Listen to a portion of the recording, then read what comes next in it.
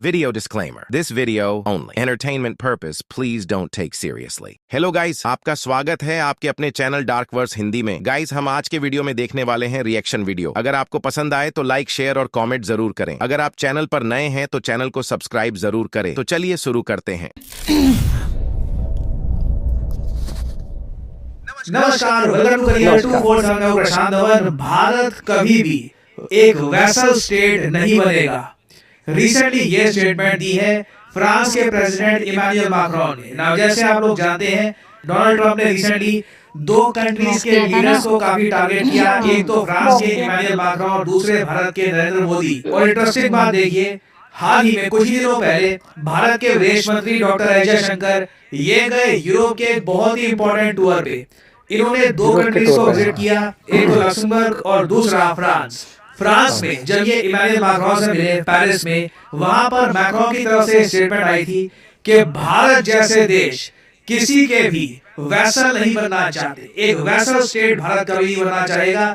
ना इसका मतलब क्या होता है, वैसल स्टेट होता क्या है, ये मैं आपको बताता हूँ। देखिए, इंटरनेशनल रिलेशंस में वैसल स्टेट का एक प्रॉपर कॉन्सेप्ट है और दुनिया में कई वैसल स्टेट्स एग्जिस्ट करती है। एक वैसल स्टेट कहने को एक इंडिपेंडेंट कंट्री है ऑन पेपर, मगर वो लोग बस अपने इंटरनल अफेयर्स देखते हैं। उस पर वहां पे उनका कंट्रोल होता है कि ये स्कूल के सिलेबस में क्या पढ़ाना है, सड़कें कितनी चौड़ी बनेगी, हाईवे कहाँ से गुजारना है, मेट्रो कहाँ से गुजारनी है, एक्सेट्रा एक्सेट्रा। बाकी उस देश का जो डिफेंस के इक्विपमेंट कहाँ से आने हैं, ये कोई और देश तय करता है उनके लिए। वो देश तय नहीं कर सकता खुद। वो देश एनर्जी किससे परचेज करेगा, ये कोई और देश तय करता है। उस देश के लीडर का कुछ कंट्रोल नहीं होता उस पर। बेसिकली विदेश नीति से रिलेटेड जो भी बड़े निर्णय वो देश लेगा, वो इनडायरेक्टली एक और बड़ा कंट्री ले रहा होता है। इसको कहा जाता है एक वैसल स्टेट। पुराने जमाने में आप अगर देखो तो वैसल स्टेट का कॉन्सेप्ट काफी बार ओटोमन एम्पायर के दौरान या फिर उससे पहले भी आप अगर जाओगे तो एशियन हिस्ट्री में बैबलोन के दौरान काफी मेंशन किया जाता था। आज के समय पाकिस्तान एक क्लासिक एग्जांपल है एक वैसल स्टेट का। आप देखोगे ओवर द इयर्स बहुत आर्टिकल्स पब्लिश हुए हैं पाकिस्तान को लेकर कि पाकिस्तान एक सॉवरन देश है या फिर एक वैसल स्टेट है।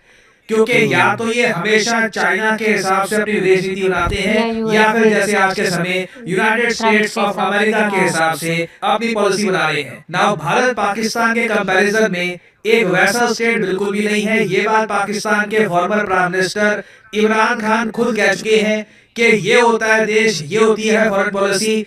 जिस कंट्री से मर्जी ऑयल परचेज किया, जिस कंट्री से मर्जी डिफेंस इक्विपमेंट परचेज किया। So why not have a foreign policy like India? India has a very mature foreign policy. It is trading with the US, it is trading with China, it is getting cheap oil from Russia. So India's foreign policy benefits its people.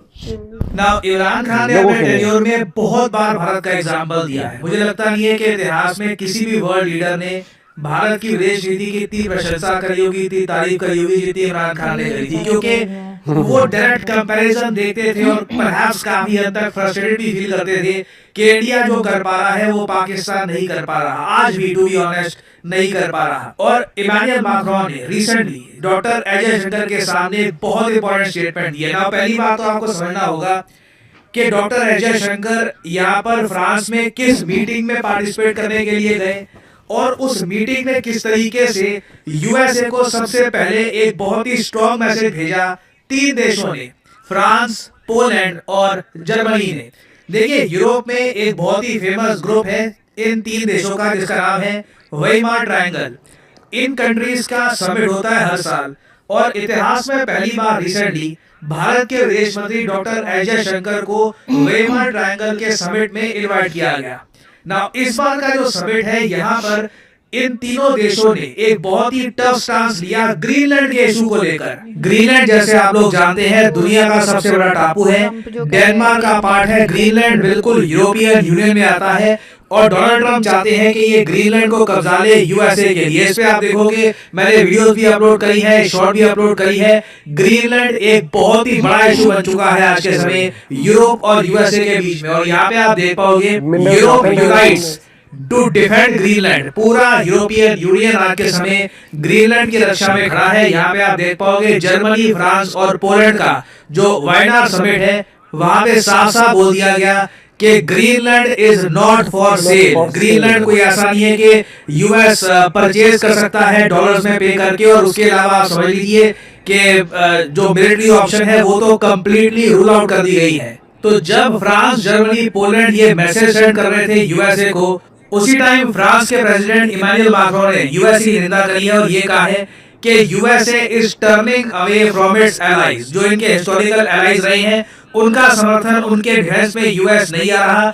और फिर उन्होंने ये भी कहा कि भारत समेत कई देश हैं, जैसे इंडोनेशिया है, इवन आसपास आप अगर देखो एशिया में कई कंट्रीज हैं जो सॉवरेन कंट्रीज हैं, जो किसी के भी एक वैसल स्टेट नहीं बनना चाहते, और ये बात रिस्पेक्ट करने की बहुत ही ज्यादा आवश्यकता है। और अगर आपके माइंड में सवाल ये है कि भारत को आखिर कोई वैसल स्टेट बनाना क्यों चाहेगा, क्यों दुनिया में आप चाहोगे कि वैसल स्टेट्स एग्जिस्ट करें?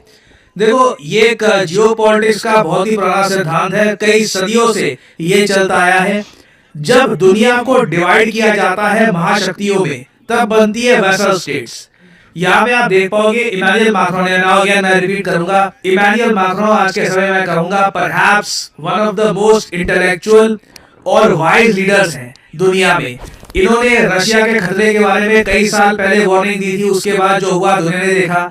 आज भी ये वार्निंग दे रहे हैं कि यूएस जिस राह पे जा रहा है, इवेंचुअली इससे यूएस को लॉस ही होने वाला है। और जो ये आप कह लीजिए इनकी टेम्पटेशन है कि दुनिया को बांट देते हैं ग्रेट पावर्स के बीच में, कि हर ग्रेट पावर की अपनी वैसल स्टेट होगी, और फिर बेसिकली ग्रेट पावर्स आपस में नहीं लड़ेंगी। जो वैसल स्टेट्स हैं काफी बार उनको लड़वाया जाएगा, या फिर आप कह लीजिए वैसल स्टेट्स से ये डिसाइड किया जाएगा कि किस कंट्री के पास कितना इन्फ्लुएंस है दुनिया में। और यहाँ पे आप देख पाओगे, मैं फ्रांस 24 का ही आपको आर्टिकल दिखा रहा हूँ। इधर लिखा हुआ है कि फ्रांस के प्रेसिडेंट इमैनुअल मैक्रोन ने वार्निंग दी है कि यूनाइटेड स्टेट्स ऑफ अमेरिका आज के समय खुद को अलग कर रहा है फ्रॉम इंटरनेशनल रूल्स। ये अपने हिसाब से ही चल रहे हैं। और इस विजनरी लीडर की मैं एक बहुत ही इंपॉर्टेंट बात ये देख रहा हूँ कि जहां पर एक तरफ डोनाल्ड ट्रंप ब्रिक्स कंट्रीज को दंडित करने की बात कर रहे हैं, आपको याद होना चाहिए ट्रंप ने ये भी धमकी दी है कि हर एक ब्रिक्स कंट्री के मेंबर को अलग से ये टैरिफ से हिट करेंगे। तो उस इशू को लेकर इमैनुअल मैक्रोन ने कहा है कि ब्रिक्स कंट्रीज पर टैरिफ लगाने की आवश्यकता नहीं है, नीड ये है कि G7 और ब्रिक्स ये मिलकर काम करें। इधर आप देख पाओगे ये लिटरली इमैनुअल मैक्रोन ने कहा है कि जरूरत ये है कि G7 और ब्रिक्स मिलकर आए। और कौन सा देश है जो G7 में भी आपको मिलेगा एज ए गेस्ट और ब्रिक्स में भी आपको मिलेगा? भारत।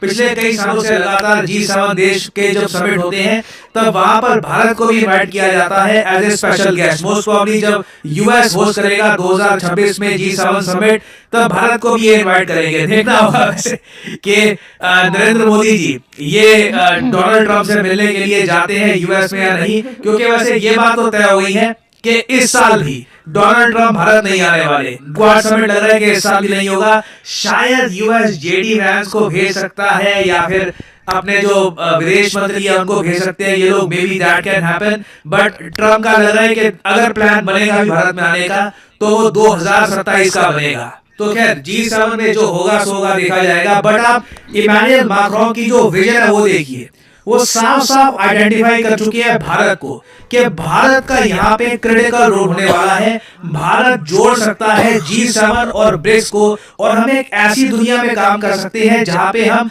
आपस में कोऑपरेशन करें, ना कि वैसल स्टेट्स बनाकर एक दूसरे को नुकसान पहुंचाने का एक प्रयास करें, जिससे अल्टीमेटली ग्लोबल इकोनॉमिक ग्रोथ को ही नुकसान होगा। और मैं देखता हूँ काफी बार लोग बात कर रहे होते हैं कि अब देखिए वर्ल्ड वॉर 3 बहुत करीब है, विनाश हो जाएगा, ये हो जाएगा।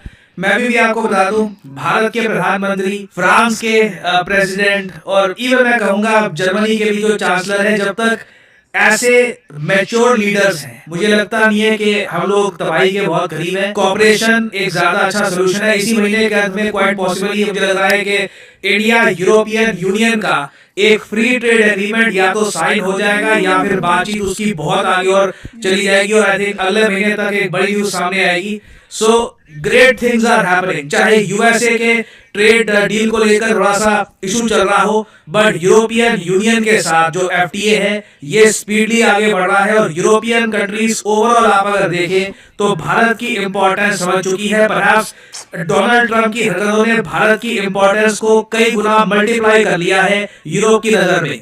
ना फाइनली यहाँ पे आप लोगों से मैं क्वेश्चन पूछूंगा। क्वेश्चन ये है कि इस साल तो गाइस ये देखा कि India will become a vessel showcase में लगा ये बात इंडिया ने नहीं की है, ये बात उन्होंने मेरे ख्याल से यार पहली बात है कि यार गाइज आपको डार्क वर्स हिंदी का रिएक्शन वीडियो कैसा लगा कमेंट बॉक्स में जरूर बताएं और चैनल पर नए हैं तो चैनल को सब्सक्राइब जरूर करें। Thank you guys. तो मिलते हैं नेक्स्ट वीडियो में।